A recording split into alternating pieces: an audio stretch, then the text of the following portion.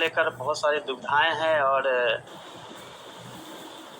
और आप लोगों की समस्या यह है कि किसी के बारे में भी अगर कमेंट किए जाएंगे या कुछ भी बोला जाएगा तो एक ऐसे पक्ष है जिसको बहुत खुशी होती है तो फिर दूसरे को बहुत नाराज़गी हो जाती है और ऐसा लगता है कि मैं ही कुछ बोलने जा रहा हूँ और मेरे हिसाब से सब कुछ होता रहता है। फिजिकल एजुकेशन के बारे में बताते हैं। पहले फिजिकल एजुकेशन का इस वीक में, कमिंग वीक में मंडे के बाद आपके जो है वो शेड्यूल वगैरह वीक के एंड तक, क्योंकि लॉकडाउन भी है, ऑफिस में मिनिमम स्टाफ के साथ काम करना है, तो इस वीक के एंड तक आपको उसकी जो है शेड्यूल वगैरह आ जाएगी और ऑनलाइन करना है। पहले लाइब्रेरियन का भी फाइल मूव है, उसमें जल्दी उसमें कुछ होगा। 3 तीसरे पॉइंट की तरफ हम बढ़ते हैं। बहाली को लेकर जो आप लोग के डाउट्स हैं वो मैं क्लियर कर दूं। पिछले भी सेशन में मैंने कहा था कि 6 से 8 तक की जो बहाली है वो हम मेरिट लेवल तक जा सकते हैं, अपॉइंटमेंट नहीं कर सकते हैं, तो बहाली कंटिन्यू रहेगी, इसमें आप चिंता मत करिए। 1 से 5 में चूँकि प्राथमिकता को लेकर माननीय उच्च न्यायालय में पेंडिंग है केस और हम प्राथमिकता के चलते रहेगी या नहीं रहेगी वो तो माननीय उच्च न्यायालय को डिसाइड करना है, तो उसके चलते हम उसमें मेरिट के तौर पे आगे नहीं बढ़ सकते हैं। उसका मेरिट चूँकि नहीं बना सकते हैं, जब मेरिट नहीं बनाना है तो उसमें हम आगे बढ़ ही नहीं सकते हैं, क्योंकि ऑलरेडी आप लोगों ने अप्लाई कर दिया है। जिन्होंने अप्लाई नहीं किया उनके पास 2 से 3 दिन का मौका है, वो अप्लाई कर ले। और इसके अलावे अगर लगता है कि अप्लाई करने में दिक्कत हो रही है तो टोल फ्री नंबर भी हमने बताया था, उस टोल फ्री नंबर पे आप कॉल करके कहीं दिक्कत हो तो बताइएगा। कल खास मेरी मॉनिटरिंग रहेगी, जहाँ भी अप्लाई करने में दिक्कत हुई है या फिर फॉर्म नहीं लिए जा रहे हैं तो उस पर कार्रवाई की जाएगी, आप लोग का एप्लीकेशन एक्सेप्ट किए जाएंगे। बाकी जो जनरल वैकेंसीज का सवाल है कि नियोजन से संबंधित, तो ये यूजीसी नेट के बारे में बता रहे हैं।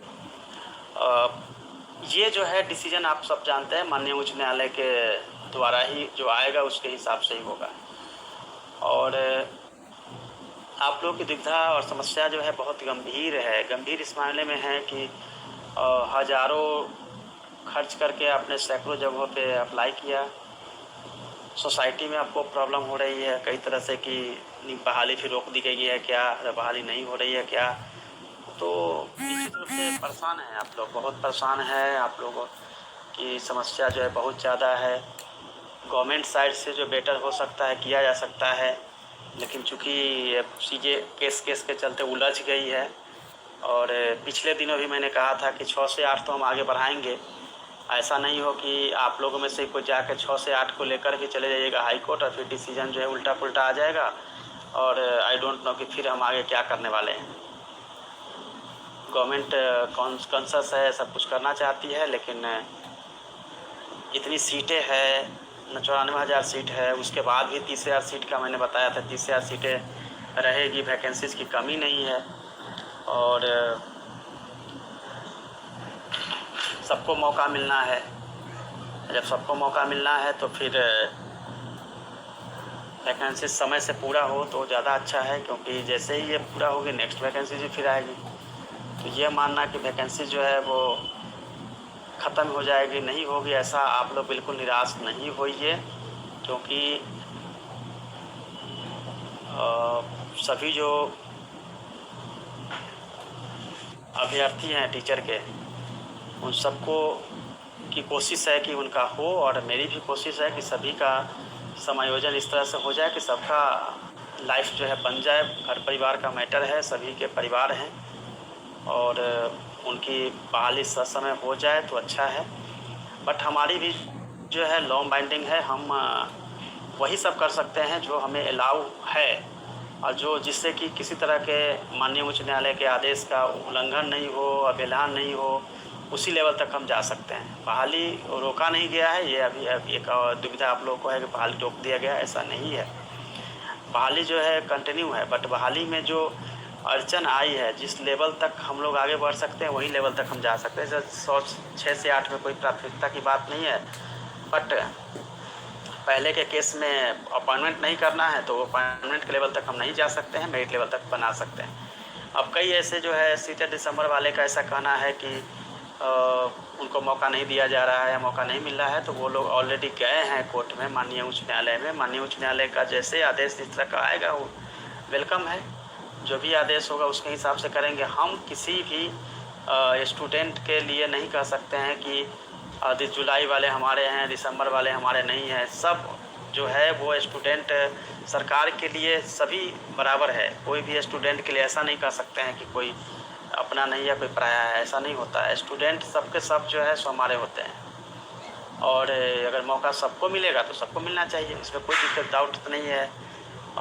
आप सबको पता है कि बहाली के लिए जिस तरह से अब आगे बढ़ रही है चीज़ें, वो कोर्ट केसेस के इर्द गिर्द ही सब कुछ घूम रही है। अब जब कोर्ट केस के इर्द गिर्द घूम रही है, कोर्ट केसेज के इर्द गिर्द है, और जो डिसीजन आएगा उसी का हम लोग पालन कर सकते हैं।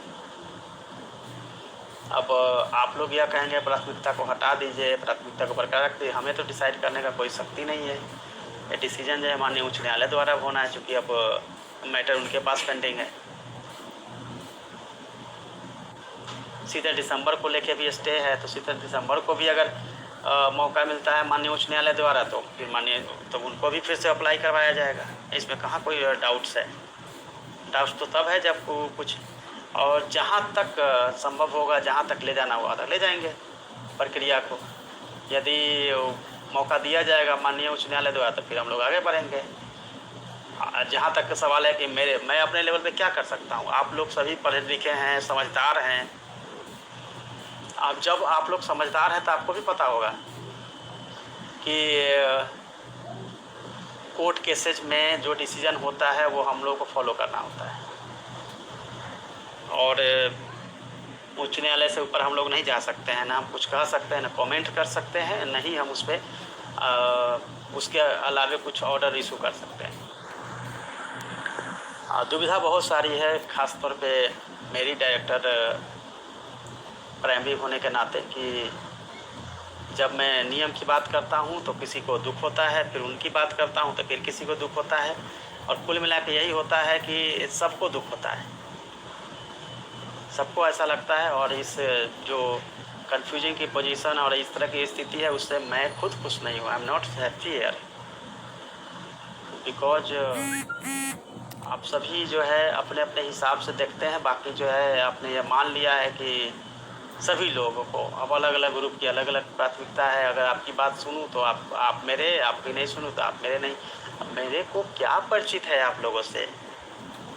एज ए एडमिनिस्ट्रेटर मेरा रोल केवल यह है कि मैं समय नियोजन पूरा करवाऊं, सबको मिल जाए नियोजन। अब मैं किसी खास लोगों से मेरा क्या मतलब रहेगा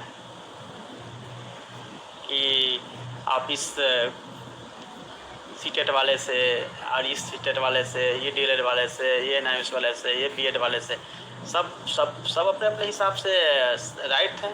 सबके अपने राइट्स हैं, अपने अपने राइट्स की लड़ाई लड़ रहे हैं। वो राइट्स में जब फाइनल आएगा, अब आप लोगों को लगता है कि हम लोग रोकती हैं, ऐसा कभी होता है। कई लोगों ने कमेंट कर दिया कि सरकार बहाली पहले भी नहीं कराना चाहती थी।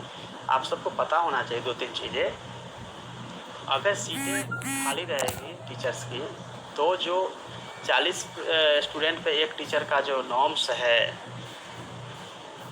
1:40 ट्रिपल टीचर रेशियो होता है 40:1, वो मेंटेन नहीं होगा, पहली बात। दूसरी बात है कि गवर्नमेंट ऑफ इंडिया का भी ये डायरेक्शन है कि आप बहाली को पूरा करवाइए। बहाली यानी कि टीचर का जो खाली जगह है उसको पूरा कराइए, पहली। दूसरी बात है कि अगर आप उतने सीट को नहीं भरेंगे तो गवर्नमेंट ऑफ इंडिया से भी सैलरी आती है, वो कैसे मिलेगी? फिर उतनी सैलरी तो नहीं मिल पाएगी। तो ये आप लोग बहुत सारी चीज़ें कन्फ्यूजन, आशंका में रहते हैं कि आशंका यह होती है कि शायद नहीं होगी, शायद बंद हो जाए। देखिए, एक स्पष्टता मैं आपको कर देता हूँ कि चूँकि ये सीटें खाली है, बड़ी संख्या में खाली है, 94,000 में बताता हूँ, उसके अलावे भी है 20-25 हज़ार, 1 लाख प्लस सीटें खाली है। और ये सीटें खाली है तो डिले हो सकती है। अगर माननीय उच्च न्यायालय द्वारा ऑर्डर जो भी आता है उसको इम्प्लीमेंट करने में, कार्यान्वयन में डिले हो सकता है। लेकिन ऐसा तो नहीं कि जो सीटें है, जो खाली पड़ी है, यह सीटें, वो सीटें जो है समाप्त हो जाएगी और फिर नियोजन बंद हो जाएगा, ऐसा आपको लगता है? ये मुझे नहीं लगता है कि आप जो सोचते हैं आप लोग कि ये ऐसा हो जाएगा, नियोजन नहीं होगा, ऐसा हो। देखिए, जो सीटें खाली है और सीटें खाली रहने वाली है। फ़र्क यह है कि ये नियोजन हो जानी चाहिए था जुलाई अगस्त में, वो बढ़ के दिसंबर गया, फिर मार्च गया, मार्च से बाद फिर अगस्त आया, अगस्त के बाद फिर से चूँकि माननीय उच्च न्यायालय का स्टे है कुछ बिंदुओं पे, अब ये सितंबर जा रहा है, सितंबर के बाद फिर आगे क्या होगा, फिर डिसीजन तो बिल्कुल कोर्ट के ऊपर फिर डिपेंड हो गई है।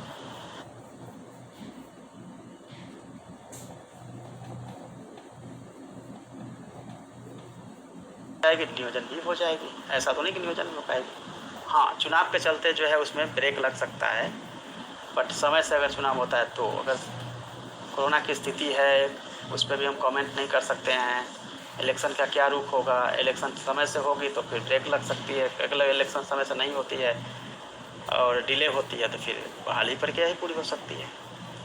बट सब कुछ डिपेंड जो है आप लोगों के अलग अलग जो सेशंस में अलग अलग इंस्टीट्यूट से जिन लोगों ने किया है, डिग्री ली है और अपने अपने जो अधिकार है जिसके लिए आप लोग संघर्षरत हैं, वो संघर्ष ख़त्म हो जाएगी जहाँ से भी हो, सभी को मौका मिले और तब जाके जो है फिर अप्लाई हो, या पहले से अप्लाई किए हुए हैं उनको फिर हम फाइनल मेरिट लिस्ट दें, जो भी डिसीजन आएगा उसी पे सब कुछ होगा। और ये नहीं है कि हाँ आप अपनी बातें रख सकते हैं हमारे पास तक, आपकी बातों को हायर लेवल तक पहुँचा भी देंगे, बट डिसीजन जो है हायर लेवल पे होती है, भी आपको पता है।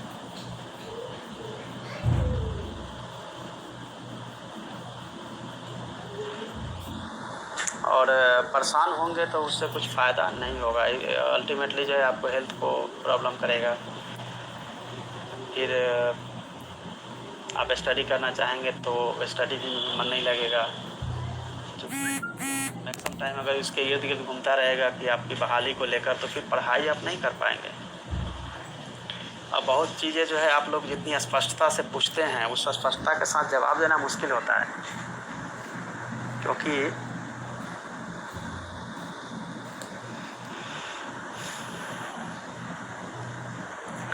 और नियोजन इकाई को आगे क्या करना है, 16 को हम अपना एक लेटर इशू कर देंगे, उनको डायरेक्शन दे दिया जाएगा कि किस किस बारे में 6 से आस के 8 के लिए स्पेशली उनको क्या करना है, वो हम लोग आगे डायरेक्शन देकर उसको काम को आगे बढ़वाएंगे। टोल फ्री नंबर आपको पता है, वहाँ पे आप अपनी जो गिरभांसेज है शालीनतापूर्वक आप रखिए, वो गिरभांस को सुना जाएगा। और निश्चित रूप से नाराज़गी बहुत ज़्यादा है आप लोगों में, सब युवा हैं तो युवा जोश में आप लोगों की नाराज़गी भी है बहाली को लेकर, लेकिन अगर टेक्निकल आप समझेंगे तो ये बहाली क्यों और कहाँ किस बिंदु पे कैसे थोड़े समय के लिए रुकी है वो आप लोग बेटर समझते हैं। और जो भी आएगा डायरेक्शन आएगा, क्योंकि अब तो मैटर सीधे सीधे माननीय उच्च न्यायालय के पास है, जैसे जो डायरेक्शन आएगा उसी के हिसाब से हम लोग आगे बढ़ेंगे, क्योंकि हम अपनी तरफ से उसमें कुछ नहीं जोड़ सकते हैं, ऐड कर सकते हैं, बता सकते हैं।